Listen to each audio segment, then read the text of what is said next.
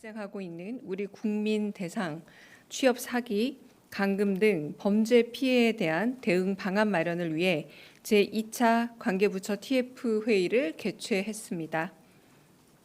지난 10월 13일 월요일 처음 개최된 이후 일주일 만에 다시 개최된 동 TF 회의에는 대통령실, 국무조정실, 외교부, 법무부, 경찰청, 국정원 등 관계부처 고위 간부들이 참석했습니다.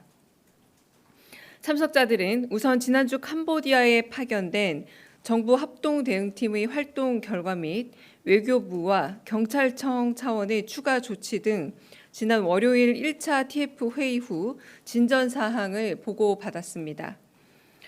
외교부는 정부 합동대응팀이 지난주 캄보디아 방문 시 총리 등 고위급 면담, 스캠 범죄 단지 현장 점검 등을 실시했고 캄보디아 정부의 적극적인 협조로 지난 주말 범죄 혐의자 64명 송환, 한 캄보디아 간 경찰 협력을 위한 합동 TF 설치 합의 등 주요 성과가 있었음을 발표했습니다.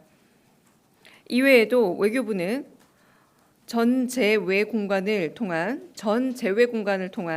위험 요인 전수조사 및 각 국가의 공조 체제 구축, 여행 금지 구역 교민 피해 최소화 방안, 대서관의 24시간, 24시간 대응 체제 구축, 감금 피해자를 위한 임시 숙소 마련 등 추가 조치 사항을 설명했습니다. 경찰청은 지난 주말 송환된 범죄 혐의자 64명 대부분에 대한 구속영장 청구와 마약 검사, 피살 대학생에 대한 부검, 해외 취업 알선 사이트 단속 등에 대한 진전 사항을 공유하고 금일 한 캄보디아 경찰 당국 지휘부 간 양자 회담을 갖고 향후 양국 합동 TF 운영 방안 등을 논의했음을 보고했습니다. 향후 조치 사항으로는 무엇보다 캄보디아 당국의 강화된 대응 노력에 따라 기존의 스캠 범죄 단지 활동이 동남아의 여타 국가로 옮겨가는 이른바 풍선 효과가 발생할 수 있는 만큼 이에 어떻게 대응할지가 심도 있게 논의되었습니다.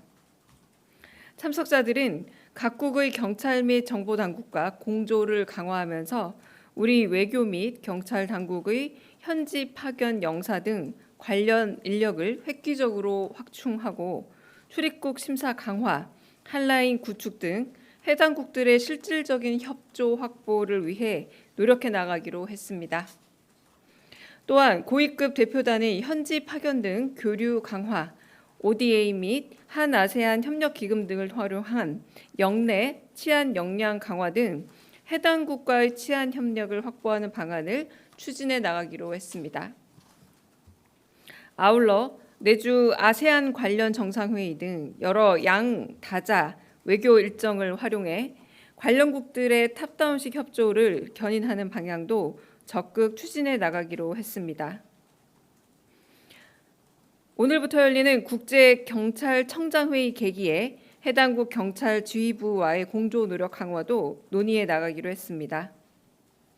최근 캄보디아 일부 지역에 실시한 여행경보 상향 조치에 대해서는 향후 범죄 지속 상황 및 현지 정부의 치안 노력 등을 파악하며 이를 조정하는 방안을 검토해 나가기로 했습니다.